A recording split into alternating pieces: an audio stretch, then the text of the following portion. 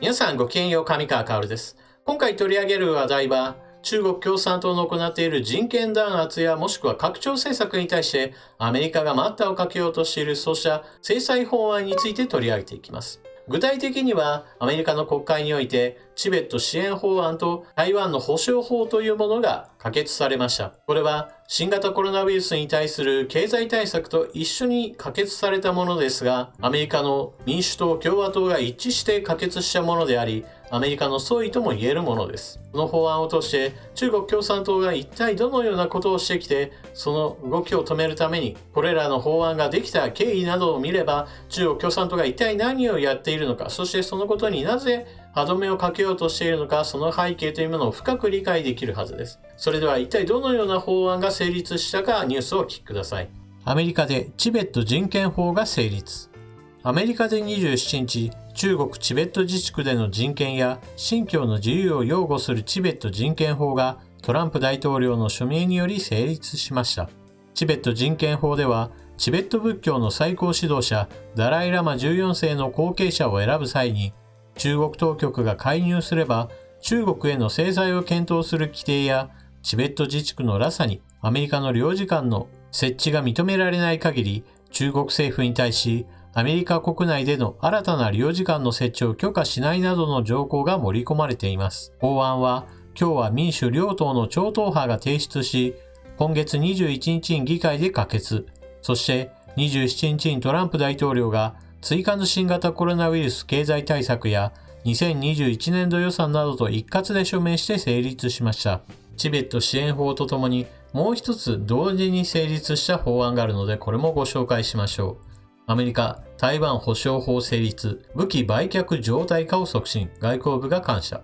トランプアメリカ大統領は27日、21年会計年度の連邦政府予算案に署名し、一体化されていた台湾保障法が成立した。台湾への武器売却の常態化や、台湾の国際組織への参加の支持をアメリカ政府に促すほか、国務省への台湾との関係見直しの要請などが盛り込まれている。同法は、断交後の台湾との関係について定めた台湾関係法基礎にさらなる関係深化を目指すことが目的とされる。アメリカ政府は台湾の非対称戦力の発展を支持するとし、武器売却の常態化で台湾の自己防衛能力の強化を支援する立場が示された。また、国務長官には成立から180日以内に台湾との関係に関する書類やガイドラインの検討、高官による相互往来交流を促す台湾旅行法の実施の状況などについて、上下両院の外交委員会に報告することが求められる。外交部は28日の報道資料でこれらに言及し、アメリカの行政機関と議会の超党派の友人が具体的な行動で台湾への支持を示してくれたと謝意を表明。今後の関係強化に期待を寄せた。チベット支援法案の中で言及されていた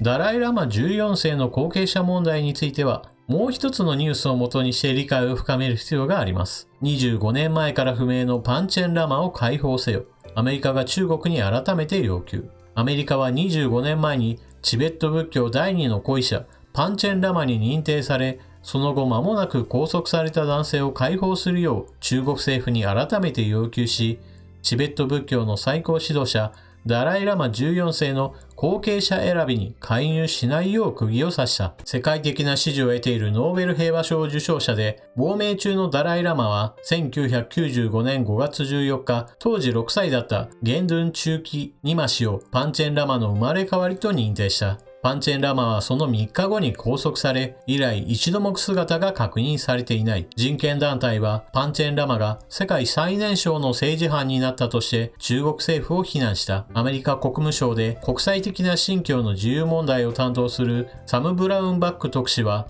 中国当局に対し、パンチェンラマを解放し自由にするとともに彼の居場所を世界に知らせるよう引き続き圧力をかけていくと述べた。ブラウンバック氏は記者団に対し、中国共産党はダライラマの後継者を指名する権利を主張し続けており、この問題への関心と注目が高まり、重要性を増していると指摘。中国共産党には、ローマ教皇の後継者を指名する権利がないのと同じように、ダライラマの後継者を指名する権利はないと述べた。無神論の立場をとっている中国政府は、ダライラマの後継者指名を目指していくと公言している。ダライラマがいなくなれば、チベットの自治権を回復する国際的な動きが弱まると期待しているのは明らかだ。ダライラマは多忙を極める各地の訪問を減らしているが、深刻な健康上の問題があるのかどうかは明らかにされていない。中国政府の計画を阻止するため、慣例を破るか思案しているとされる後継者を生前に指名することや、自らの死とともに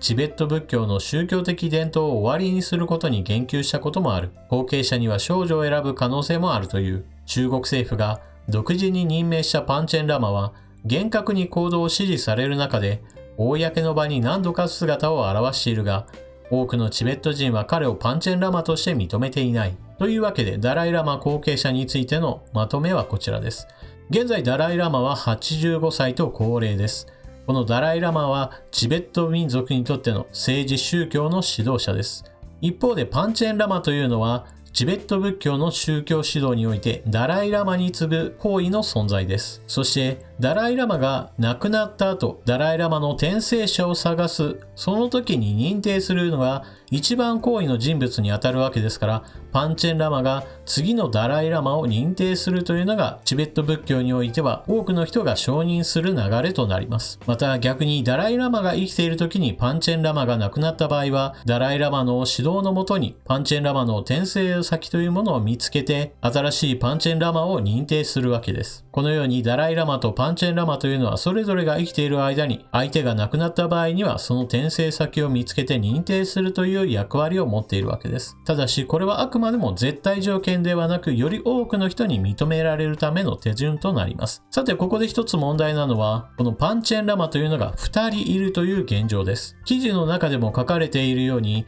ダライラマ公認のパンチェンラマは中国当局により拘束されています。そして中国当局が公認した人というのは全く別の人物ですから、現在パンチェンラマが2人いることになります。ダライラマが公認した人物については現在その消息というものが分かっていません。中国当局はこの拘束したパンチェンラマについては現在では一般人として生活しているとは発表していますが、それが確かめようがありません。一方で中国が公認したパンチェンラマについては共産党支持下で活動を続けており、このまま年月が過ぎ去っていけばダライラマ氏の方が高齢ですから先に寿命を迎えることでしょう。その時に中国公認のパンチェンラマが次の転生者はあなただといった認定作業を行うことによって中国共産党の支持下に新しいダライラマが収まってしまう危険性があるのです。まず第一に、チベットは中国共産党によって侵略を受け、現在その占領下にあります。ですが、政治と宗教の最高指導者であるダライラマは亡命し、そして現在ではインドに亡命政権を構えている状態です。しかし、記事の中で説明したように、ダライラマはすでに高齢であり、次のダライラマが誰になるのかというのが一つ大きな問題となります。チベット仏教においては輪廻転生といったことがありますから、ダライラマが亡くなった後には、その魂が誰かに転生し、